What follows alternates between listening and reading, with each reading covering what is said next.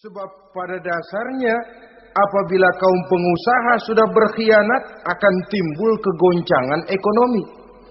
Dan kegoncangan ekonomi dampaknya adalah melahirkan kelas-kelas kemiskinan.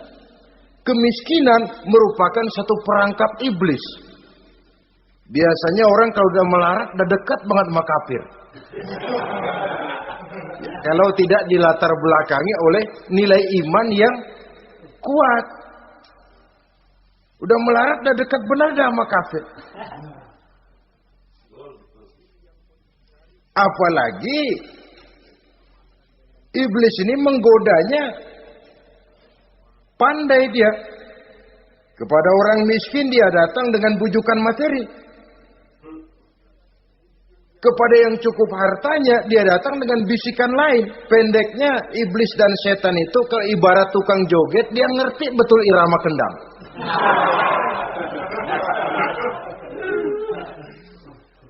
Di mana kelemahan orang itu dia selidiki, dia pelajari, dari arah situ dia masuk. Dan secara strategi perang iblis dan setan ini posisinya memang lebih menguntungkan daripada kita. Kenapa? Dia melihat kita mah nggak lihat dia.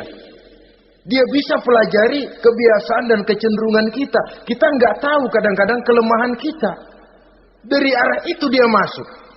Posisi dan strateginya lebih menguntungkan daripada kita. Saudara-saudara kaum muslimin rahimakumullah. Bila ekonomi sudah goncang, terjadi penimbunan barang, terjadi spekulasi harga, timbullah kegoncangan sosial. Dan dikala itu setan dan iblis pesta. Dia merasa perangkapnya berhasil. Persaingan-persaingan yang tidak jujur, yang pada dasarnya akhirnya bukan cuma merusak sistem ekonomi, tapi juga mempengaruhi hasil kerjaan. Dalam tender-tender usaha-usaha besar misalnya, oleh karena mengajar supaya dia yang mendapat proyek, dia tidak segan sogok sini, suap sana, semir sana, usap sini. Tinggal untungnya sedikit dan dia harus dapat untung besar. Akhirnya apa? Proyek yang dikerjakan cuma asal sekedar jadi. Tidak seperti standar yang ditetapkan lagi. Juga tidak merupakan kesalahan yang sepenuhnya harus dibebankan kepada dia. Kesalahan yang merupakan siklus. Mata rantai sudah lingkaran setan. Itulah sebabnya sering saya ungkapkan kalau manusia sudah jadi teman setan, lebih buas daripada bajing.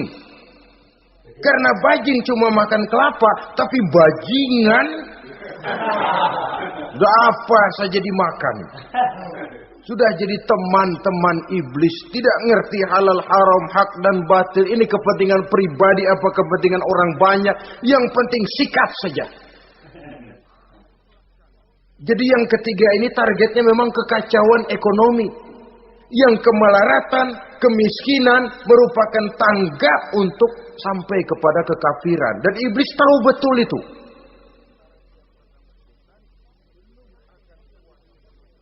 Lain misalnya contoh yang diberikan oleh Rasul. Rasul kan pernah dagang di kala remaja itu. Membawa dagangannya Siti Khadijah. Kain.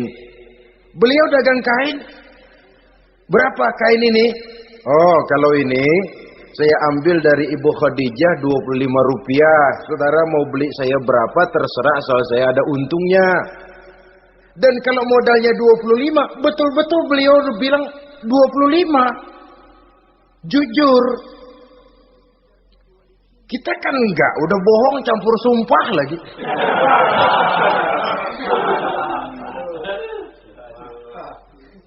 Ini yang ketiga. Yang keempat, teman-teman setan, teman-teman iblis, syaribul khamr. Orang yang minum arak, pemabuk, itu teman setan. Bahkan divonis tidak beriman orang yang pada saat meninggal dunia di dalam perutnya itu masih ada khamr. Tidak beriman divonis.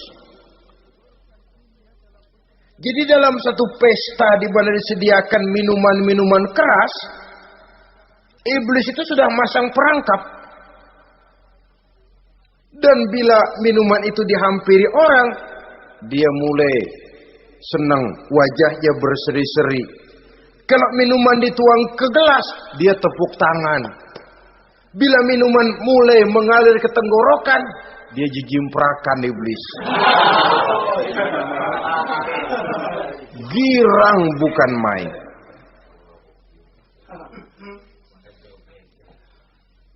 Saudara-saudara kaum muslimin rahimakumullah. Kenapa pemabuk merupakan teman setan? Karena dalam keadaan mabuk, orang kehilangan daya kontrol. Perbuatannya nyaris tidak terkontrol lagi. Tidak ada rahasia, tidak ada harga diri, tidak ada sifat memelihara, dan itu ciri-ciri daripada iblis.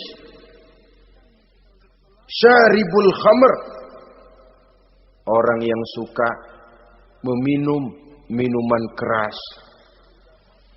Itulah sebabnya memang dalam hidup ini kita harus punya filter.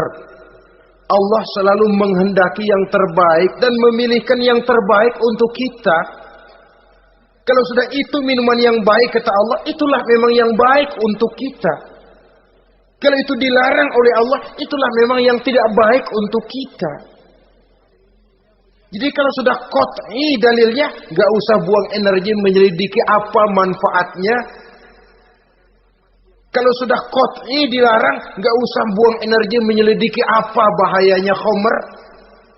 Allah tidak akan melarang sesuatu yang mengandung manfaat.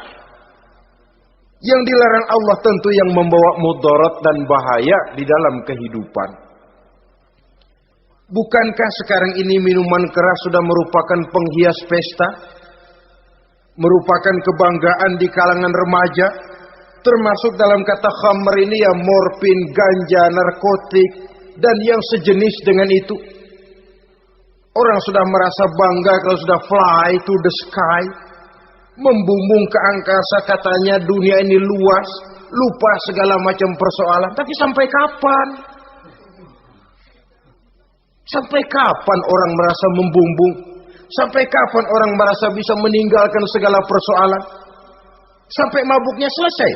Ya kalau gitu mabuk aja terus. Lalu apa artinya kehidupan ini? Mabuk kan gak ngerugiin orang lain. Kalau saya nyolong kan ngerugiin orang lain. Kalau saya korupsi ngerugiin orang lain. Kalau saya zina jelas ada orang lain yang dirugikan. Tapi minum khamar, siapa yang rugi? Uang-uang saya. Saya beli dengan uang saya, yang minum pun saya. Siapa yang rugi? Saudara, ini pemikiran sepihak namanya. Pertama jelas merugikan diri sendiri. Kesehatan terganggu, pertumbuhan IQ, ya, daya pikir jadi jumud bin beku. Tidak ada idealisme ke arah depan. Yang ada ya, yang dipikirkan ya, yang di depan hidungnya saja. Dan konon itu pada mulanya memang orang kan sifatnya cuma ingin tahu. Nyobain ketagihan. Ya kalau orang tuanya masuk golongan have, mampu. Ya, kalau orang tuanya termasuk ekonomi lemah. Sedangkan kecanduan hal yang tidak bisa ditangguhkan. Orang yang sudah kecanduan minuman keras, sekali dia tidak minum, sudah bukan main rasanya. Orang yang sudah biasa minum ganja, morfin, narkotik, satu kali dia tidak bertemu itu, sudah nggak keruan rasa. Orang tuanya tidak mampu, kenapa lalu nggak ngelamun yang negatif? Ya kalau dia keluarga have, orang tuanya masih ngelarang, dia bisa jual hal lain di rumahnya yang ada harganya. Tip deka itu, video kah itu, mobil kah digade dulu. Kalau di kampung, anak-anak muda yang menengah ke bawah, kenapa enggak ayam orang disamber?